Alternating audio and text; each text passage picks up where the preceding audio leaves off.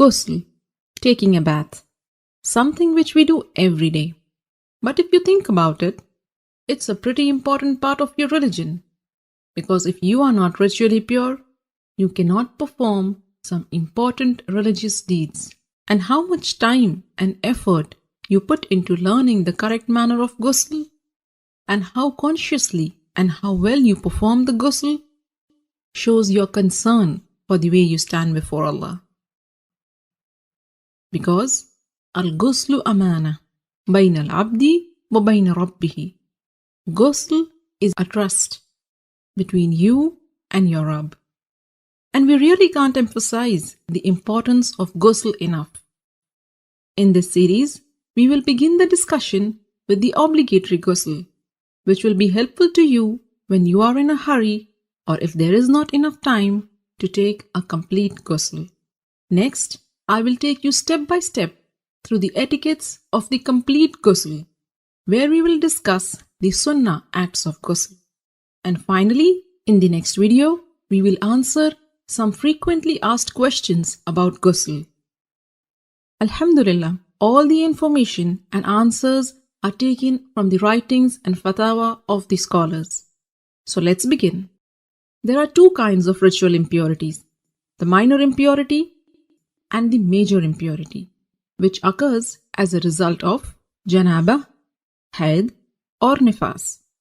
To achieve tahara from the minor impurity, you only need to renew your wudu, ablution, whereas in the case of major impurity, you need to take a ghusl. And ghusl can be taken in two ways. A complete ghusl with all the sunnahs of the Prophet, and a partial or a sufficient ghusl, which means only doing what is obligatory to free yourself from the ritual impurity. So what are these obligatory acts of ghusl? A beforehand niyyah, intention that you are taking this bath to purify yourself from the major ritual impurity, rinsing your mouth and nose, and letting water run over your entire body at least once. Make sure it reaches every part of it, even your scalp, under the thick hair. If you manage to do this much, then you have purified yourself from the major ritual impurity. As for the complete ghusl, and this is the mustahab one, and it is how the Prophet ﷺ took a bath. And this is how you do it. Begin with an intention to purify yourself from the major impurity. Then say Bismillah. Wash your hands 3 times. Then with your left hand, wash your private parts and anywhere else that is contaminated with traces of impurity.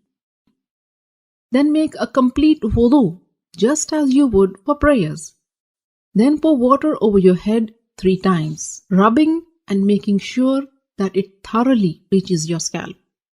Some scholars said 3 times means once on the right, next on the left, and then in the center. And then pour water and wash the entire body, beginning with the right side, then the left, while rubbing it with your hands so that you are sure you haven't missed any part. So these are the etiquettes of the complete ghusl.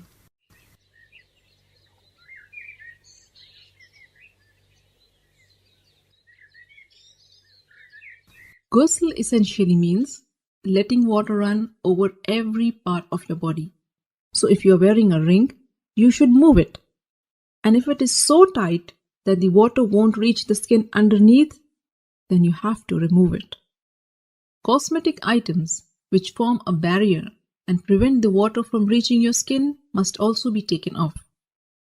In a narration of Maymuna radiallahu ta'ala anha, it is mentioned that the Prophet sallallahu alaihi wasallam moved away from the spot where he had been taking ghusl, and then he washed his feet. Shaykh Ibn al-Uthaymin rahimahullah explained that what is apparent from the various narrations is that the Prophet washed his feet after ghusl only when there was a need. Like if the floor is made of dirt, and if the feet are not washed, they will remain soiled. So you may want to wash your feet after ghusl if there is a need. With this, you are now well informed about the how-to of the perfect ghusl.